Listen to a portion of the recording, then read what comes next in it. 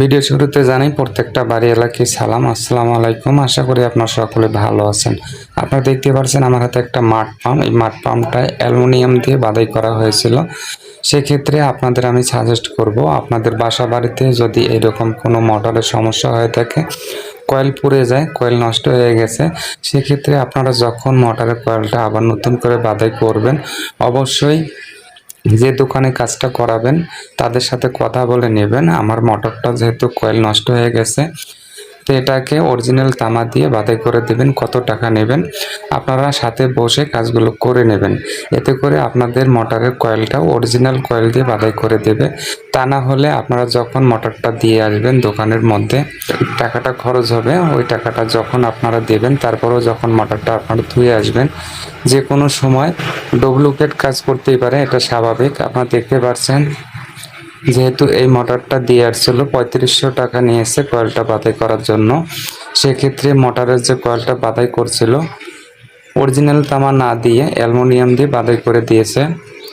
কিছুদিন পরে আবার মোটরের কয়েলটা নষ্ট হয়ে গেছে। তাই আপনাদের আমি সাজেস্ট করব, আপনারা যখন এরকম মোটর কোনো কাজ করাবেন, অবশ্যই দোকানে বসে আপনারা সঠিকভাবে কাজগুলো করে নেবেন। এতে করে মোটরের আর কোনো প্রকার সমস্যা হবে না। আপনারা দেখতে পাচ্ছেন এই মোটরে অনেক টাকা খরচ করে ফেলছে। যে টাকা খরচ করছে এই টাকা দিয়ে আবার পুনরায় নতুন মোটর কিনতে পারতো। তাই আপনাদের আমি বারবার বলতেছি, আপনারা যখন কাজগুলো করবেন অবশ্যই দোকানে ভালো করে কথা বলে তারপরে কাজগুলো করে নেবেন। এতে করে কোনো প্রকারের সমস্যা হবে না। আপনারা দেখতে পাচ্ছেন আমার হাতে যে মোটরের কয়েলটা, এই কয়েলটা আমরা চেঞ্জ করে ফেলছি। চেঞ্জ করার পরে আবার নতুন করে বাধাই করে মোটরটা আমরা স্টার্ট করব। তো এই মোটরটা এখন অনেক দিন টেকসই মজবুত হবে। তারপরেও যেহেতু বলা যায় না, যেহেতু ইলেকট্রিক কাজ, যেহেতু ডিভাইসগুলো, তে অনেক সময় অনেক কিছুই সমস্যা ফেস করে থাকে। আপনারা দেখতে পাচ্ছেন আমার হাতে যে মোটরের শেপটা মরিচা ধরে অনেকটাই নষ্ট হয়ে গেছে।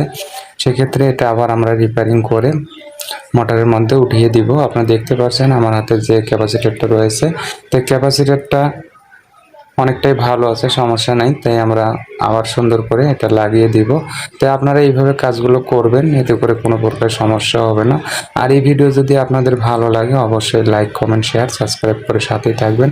আপনারা দেখতে পাচ্ছেন মোটরের যে আমাদের কয়েলটা, তাই আমরা নতুন করে আবার বাধাই করে ফেলছি। এতে করে আর কোনো প্রকার সমস্যা নেই। আমরা অরিজিনাল তামা দিয়ে বাধাই করে ফেলছি। আপনারা দেখতে পাচ্ছেন এখানে যে ক্যাপাসিটার, এই ক্যাপাসিটার আগের ক্যাপাসিটার, এর ক্যাপাসিটারে কোনো সমস্যা নেই। ক্যাপাসিটারটা অনেকটাই ভালো আছে। তাই ক্যাপাসিটারটা আমরা লাগিয়ে দিব। আপনারা দেখতে পাচ্ছেন অলরেডি আমাদের কাজ করা শেষের দিকে। অবশ্যই আপনারা সকলে ভালো থাকবেন।